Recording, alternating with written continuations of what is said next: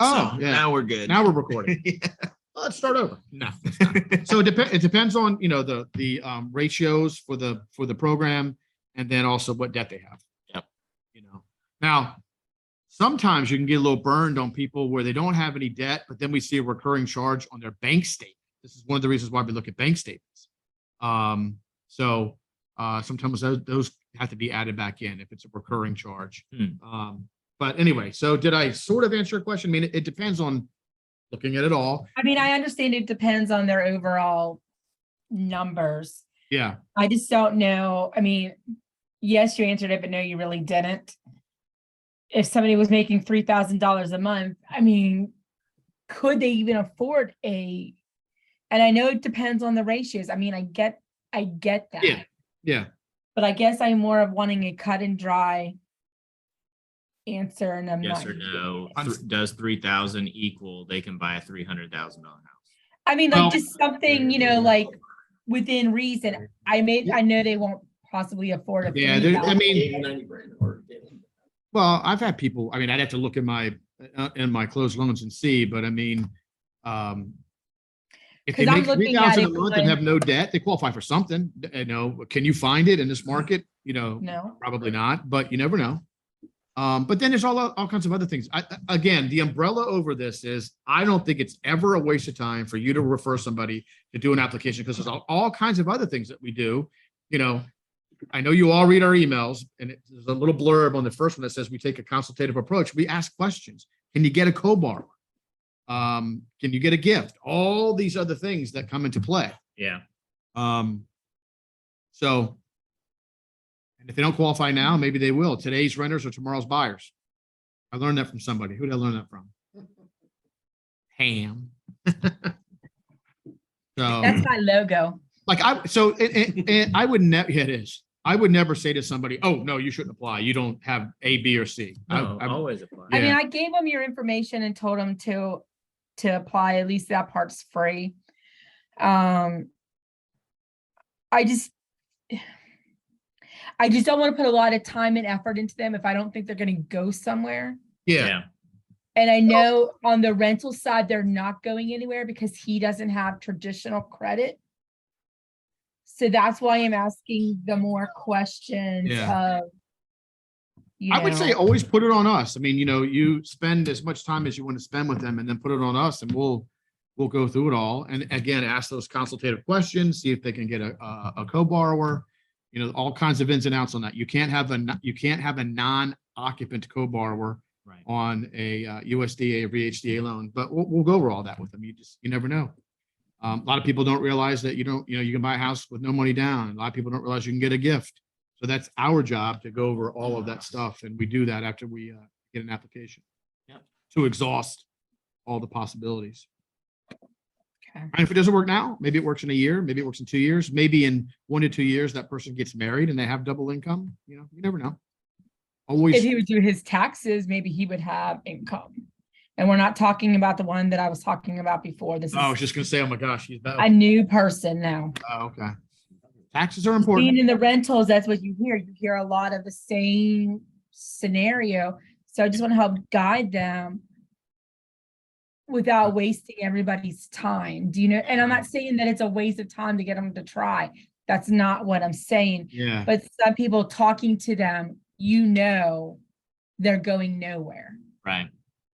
Well, I mean, in regards to the taxes, I would definitely guide them to do their taxes. That's definitely a good start. Well, they make their housing after all. They don't. How many years has that person not done their taxes? They just started the business. So Oh, okay. their new company, which I'm like, well, did you do taxes yet on it? They're like, no. How new are they? Huh? How new are they in the business? Like under a year. Yeah, I mean, that So- alone is if that Is a income. no. I mean, like But again, it's still not a waste for them to apply, because they're going to get all of this knowledge for the future of what they Right. need to do and when they can do it. well, the reason why I was asking about the 3,000. So if you just go with the girl, Oh, not she's got include. over a 600 credit score, but she only makes the $3,000 a month. So I don't know what bill she has. I really didn't get into all of that, you know what I mean? But I was looking for different avenues to make it look like, oh, here's your positive in this situation, but I was digging deep on this one, let me tell you. Always good to do that, put them in the CRM and, and then of course, work on getting referrals from them for other people that they know. Yep. So. Dawn, do you have anything? Not right now. You look so happy. I know, she looks She so. looks pissed. I That's did. what she looks. She has this, I am pissed. Don't even talk to me, look on my face. Oh, God. I'm I Art. can say it, I'm not afraid. You're right there. Oh, me. Sorry, Did- sorry, so- Dawn. Last, good. I think last Thursday I sent out, so Pam knows about this and maybe Mark a little bit. Dawn, you probably don't, but we had a CRM years ago. And then we sort of shelved it and went to a different one, which I hated. And now we have the other one back. It was also on my Monday bomb video. And I watched it. Yep, I saw. So did you get the I know flyer you that I all, sent? you're all like little, I don't know, gnomes looking, who watched it, who watched it? Who watched it? Yeah. What's it called? Your new one? M3. We're getting a new one as well. Yeah, you guys are. Yeah. So did you guys see the flyer that I sent out through that system last? I know you get a lot of emails, but I sent it, I think last Thursday. It was about permanent buy. It was about the 2-1 buy down, Mm. Yes, because I called you on which it. surprisingly is what Liz is doing a lunch and learn on right now. But I did send it out last week before I knew what her lunch and learn was about. So she probably got wind of it. But I'm just going to give you the thumbnail on a 2-1 buy down. It's different than paying discount points to buy down the rate. When you pay discount points to buy down the rate, let's just say the rate's 5.5, and you want to pay 1 discount point to buy it down, it's generally going to buy it down 1/4 to maybe 1/2, not in what you may have seen in an office meeting. It's not 1 for 1. It's not one. It's not 1 for 0.818. I've never seen it be over 3/4. I rarely is it 5/8 and sometimes it's 1/2. But anyway, my point is that's a one-time shot. You let's just say let's just say it is 1 discount point, which is 1% of the loan amount. So let's just say the loan amount's $300,000. So 1 discount point would be $3,000. It would buy down the rate. Let's just say best case scenario or whatever, 5.5 to 5. The way you figure out is that a good thing to do. And this is where the consultation comes into play. And this is why we ask people, one of the questions we ask them, how long are you going to be in a house? Because if you're looking to be in this house for a year or 2, maybe 3, a break even is simple. What's the 0-point quote payment?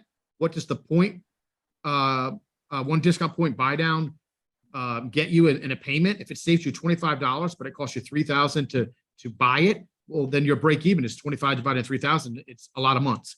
Yeah. So then that's one way to decide whether But it's one, not 30 no. years. Yeah, I've never seen it be 30 years, but so that's one thing that goes into factoring whether you should do it or not. The 2-1 buy down is completely different than that. That is something that's either paid for by the buyer, the seller, or the builder if there's a builder involved. And the money that you pay, number one, it buys down the rate. Let's just say the rate right now is 5. So it buys it down to say 4. Okay. And you would start out at 4. And then the next year you would go to 4.5. And then the next year you would go to 5, where it is now. And then you would stay there for the remainder of the loan. The difference is the money that it costs to buy that down goes into an escrow account. It's not at settlement. Like if you buy down the rate 0.5 point and pay a point to get it, and you want to move in a month or a year or whatever, you already did it. It's done. The money's gone. Like it's anything else in the settlement. On a 2-1 buy down, that money goes into an escrow account, and the difference between the mortgage payment between 4% and 5%, that money comes out of there and it pays the payment. It keeps paying it. And then if you sell, like let's say somebody loses their job or somebody gets a transfer and you sell, then that extra money is still yours. It goes to a principal curtailment against your balance or your payoff. So I will be honest with you, and I would say that most lenders, if they tell you otherwise, they're lying. I haven't done one since the 90s. They just aren't. I don't even know. I just was sitting last week. I'm like, you know what? I'm tooling around on the flyers in M3, the new CRM, and I'm like, I talk about the 2-1 buy down. I mean, you never know. It's something that somebody might want to do.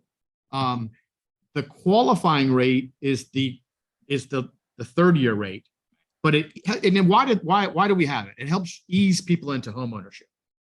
Not going to see too many people that are on their second, third, fourth, fifth home doing it, but they can. It's not a first time home buyer thing, but you want to get used to the payment being at 4%. And then after a whole year, you kind of get acclimated to what home ownership is all about. Then the next year it goes up a little bit, and then it doesn't go up to the final rate into the third year. So it kind of eases you into the payment. So it's a cool little feature. Now, what does the 2-1 buy down usually cost? Because if the average of a point is a quarter of a point, and let's say that 2-1 buy down buys down the whole point, does it still cost the 4 points?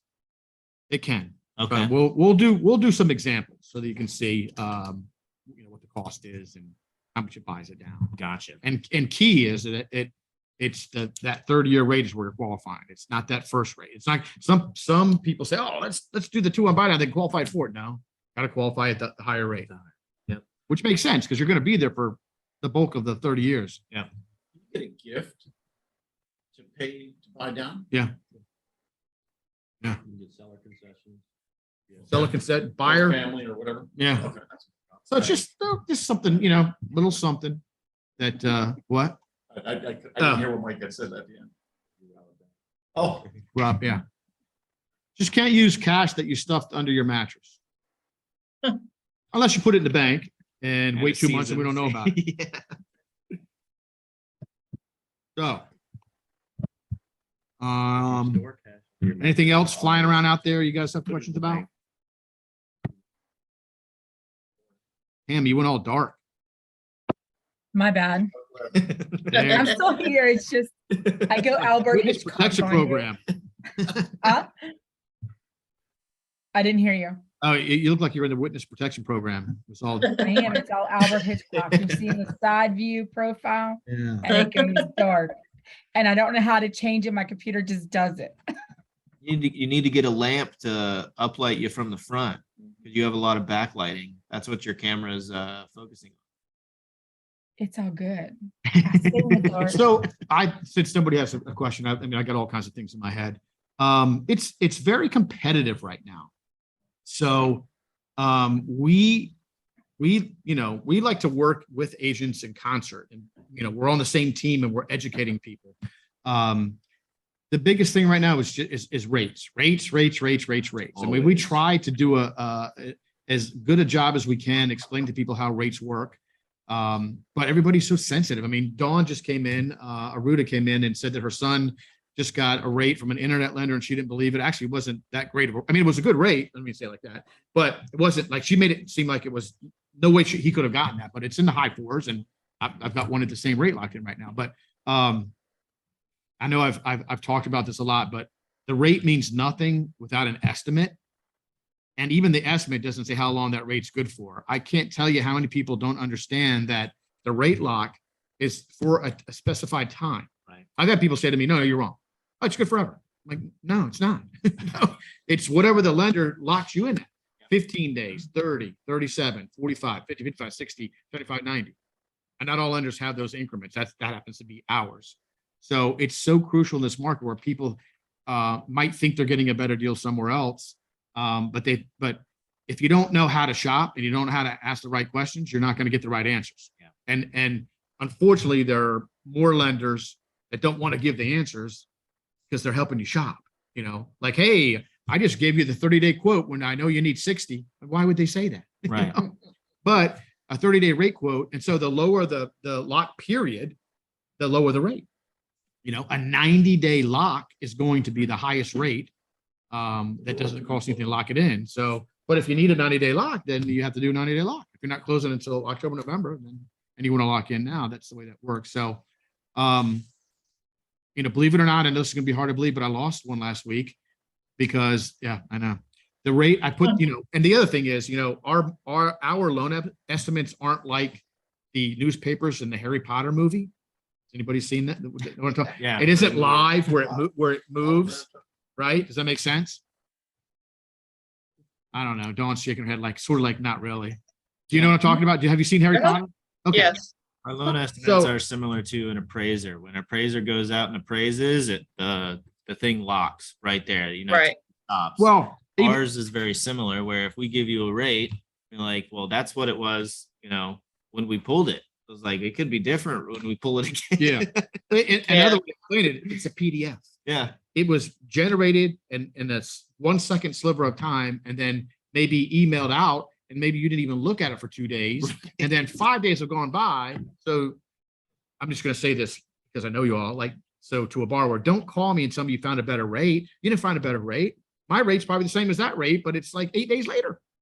Yep. But, so that has a lot to do with the final rate. So just everybody's with rates, they went up and they've come down. So Yeah. but people are still sensitive. But there's more to a mortgage than just the rate. There's the service, there's fees. There's always someone willing to do it for an eighth less. Yep. Always. You shop around and at some point though, you just have to pull the trigger and trust. So again, I can't stress enough getting an estimate because pre-approval letters don't mean anything. They're not worth the paper they're printed on, not even for us. And even the estimate's not, and even the loan estimate's not if you're not locked in. Yeah. And even that doesn't mean anything if you are locked in and the loan officer locked you in on the wrong program. Because then if you got to switch to something else, Then you got to redo it. you know, redo it. So lock term is key. Anyway. All right. Anything else? Mark, you have anything? Mark's just happy. He just had his hot dog for lunch. Having a grand old time. Anything else? We want to try to keep these to, 20 to 30 minutes. We're at 21.